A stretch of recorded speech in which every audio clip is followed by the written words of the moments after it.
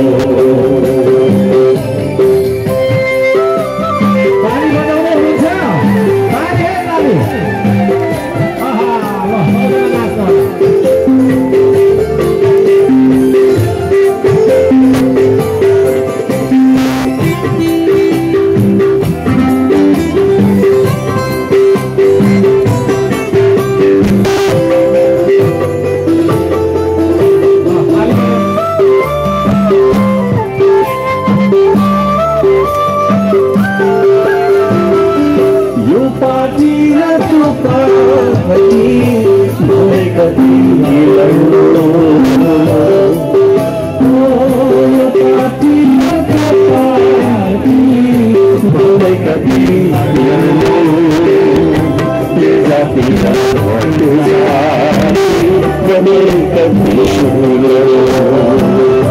त्यो जामिन त्यो जाति मनै कति लाडो देश हामी सबैको मिलेर बनाऊ देश हामी सबैको मिलेर बनाऊ सगला नेपाली हो देश गुम्बी आइसक्यो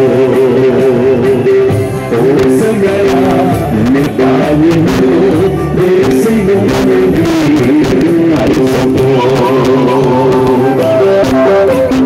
सङ्गम नेपाली हो शरण गर्ने दिन आइसक्यो